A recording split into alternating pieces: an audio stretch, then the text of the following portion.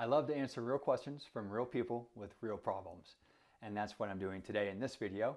If you'd like to submit your own question, please just email me at support@rickolderman.com and I'll get to that as soon as I can. Just so you know, I have a new book coming out in the fall of 2024 called Pain Patterns, Why You Have Pain and How to Stop It. And if you'd like to be notified when that book comes out, please put that in the email too and we'll put you on that list. All right, so today's question is from Nancy, and I'm going to read it because it's a little bit long.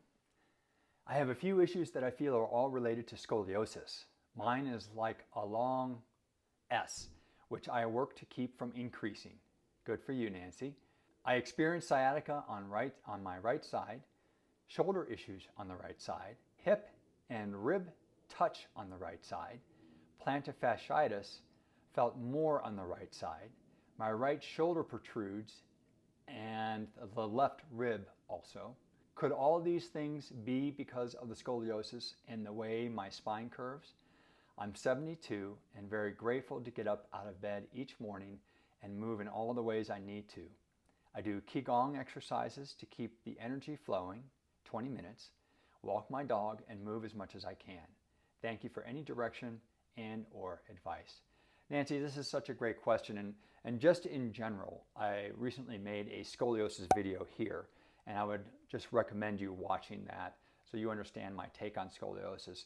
I'll talk about that today in this video as well, but that might be some good supplemental information for you as well. Nancy mentioned that her right rib cage and her right pelvis are touching on the right side. So this is what I call a side bending problem, all right? And she has an S curve though. So that means usually with an S curve, that means if you have this part of the curve on this side of the spine, then the upper spine has an opposite curve. To begin with, Nancy, you've confirmed that you have an S curve in your spine. And that is a congenital scoliosis, all right? Congenital means that you're born with that S curve. And what has likely happened is over time, that S curve has deepened, the curved portions of that. And you mentioned that you have a lot of problems on your right side.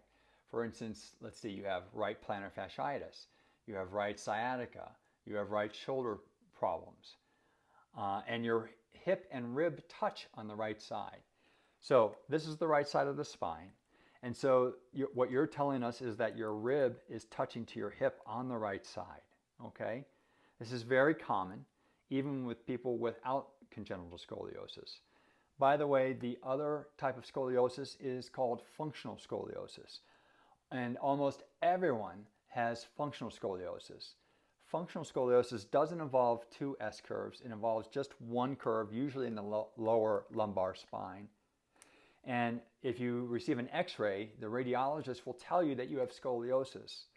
But because the radiologist hasn't X-rayed the top of your spine, they can't comment on whether you have a functional scoliosis or a congenital scoliosis. So your medical provider will just tell you that you have scoliosis, and everyone will assume that it's a congenital scoliosis, when most people actually only have a functional scoliosis. What's the difference? Functional scoliosis is due to asymmetries in how we use our body, which creates this, what I call a side bending pattern or a scoliotic curve, okay? So Nancy's telling us that she has congenital scoliosis. So her right rib cage and pelvis are touching. She has right sciatica. So you can imagine that if the nerve roots are exiting the spine here that form the sciatic nerve that go down the legs, then it makes perfect sense that she would have sciatic pain down the right side because of just from the compression, the mechanics of the compression of this side of her spine collapsing and compressing those nerve roots. I'm going to take a break here to ask you to please subscribe, like, and hit the notification bell so that you'll be notified when future videos come out. Thank you. Also, I think what's interesting is usually if you have a scoliosis that's right-sided here, then the curve will be in the opposite direction at the top. And usually in the scapula that is the opposite of this bend down here, there develops a rib hump, like the ribs become out of place. And so you develop scapular issues, neck issues, shoulder issues on the opposite side of the scoliosis due to that rib hump that I've typically seen clinically. But Nancy's telling us that her right shoulder is hurting, all right? And so I have an idea about why that could be happening too.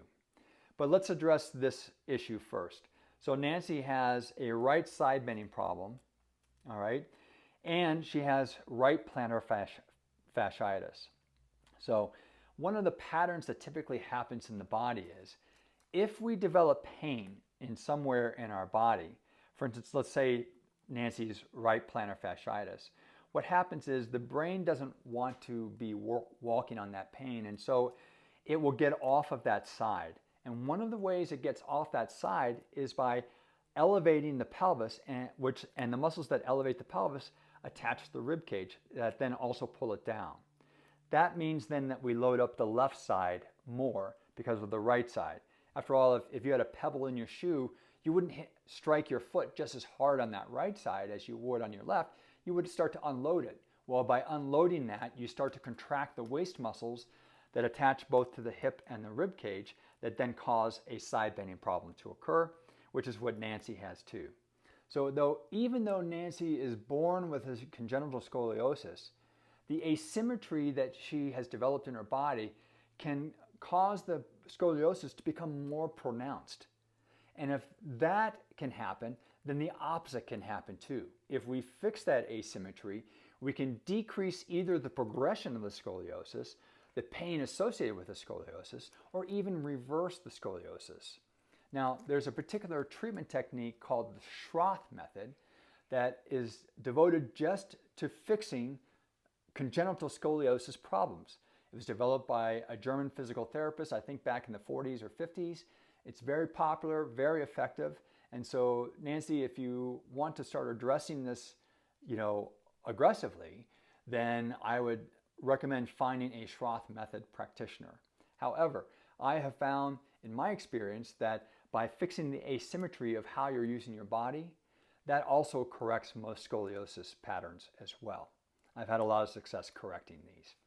All right, maybe not 100% correction, because especially at age 72, you may have a lot of structural changes in your vertebra that have adapted because of these changes that we can't change, but we can at least change the progression of the scoliosis for you and get you stronger.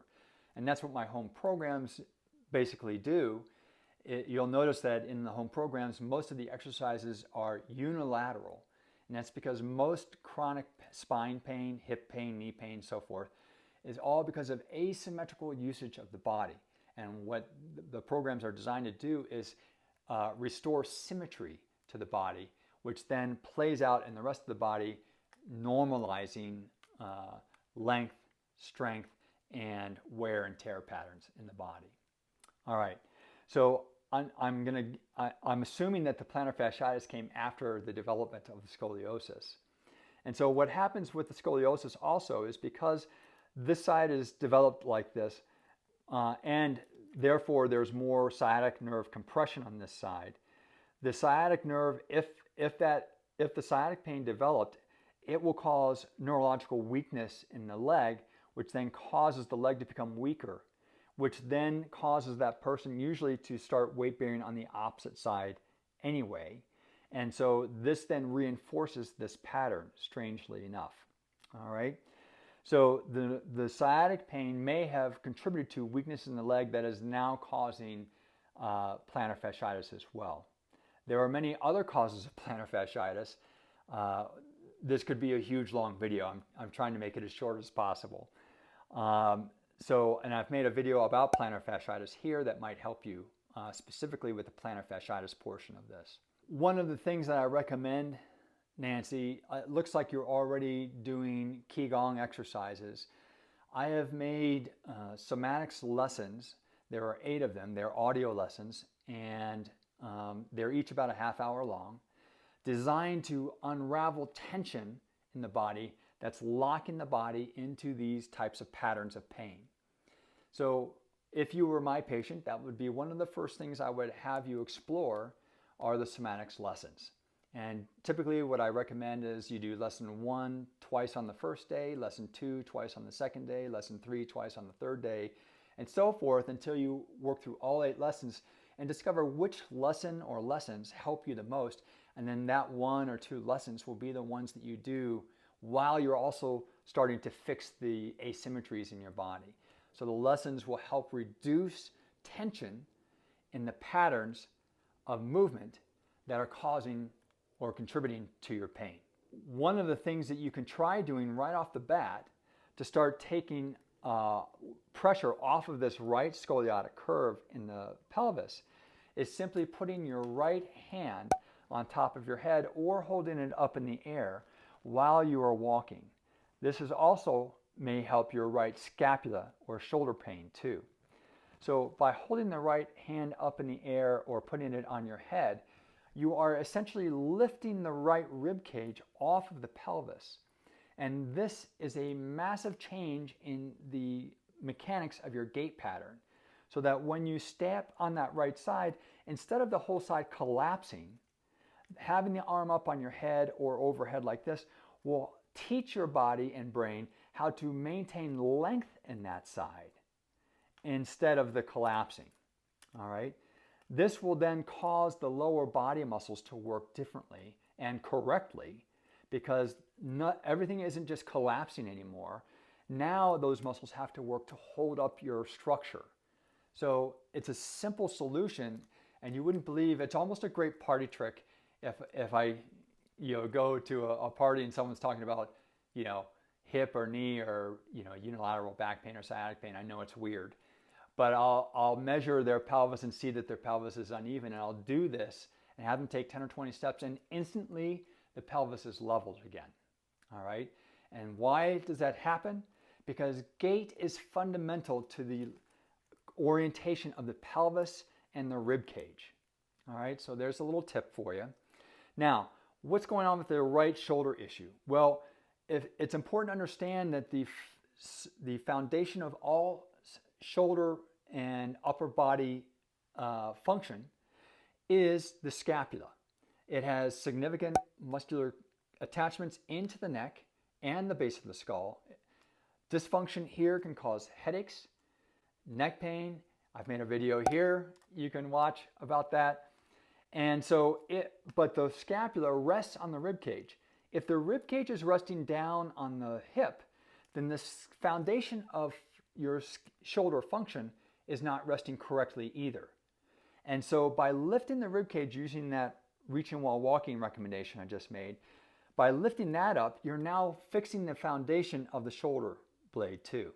One of the most common dysfunctions that's occurring with the shoulder blade system is that it's resting too low and therefore causing a lot of impingement and neck issues and so forth. And so by lifting the rib cage and by putting the hand up on your head or reaching it up, you are causing the scapula actually to elevate more than it's used to, which should start bringing some relief from the shoulder pain as well. You should notice that your shoulder feels better after 10 or 20 steps with your hand on your head or reaching overhead, as well as your sciatic pain and possibly even your pure plantar fasciitis. All right, so that's a lot of information, Nancy. I hope that helps. If you're interested in trying my somatics lessons, I've made them very affordable. Definitely won't break the bank. And you can go to my rickolderman.com website and just go to my Fixing You programs page, and you'll see that you can get the somatics lessons there if you want. So I hope that helps you understand how I would approach you, and hopefully this will be the beginning of a meaningful recovery for you. Again, if you're interested in submitting questions for me to answer, please email me at support@rickolderman.com. And if you want to be notified of my Pain Patterns book coming out in the fall of 2024, feel free to mention that and we'll put you on the list for that too.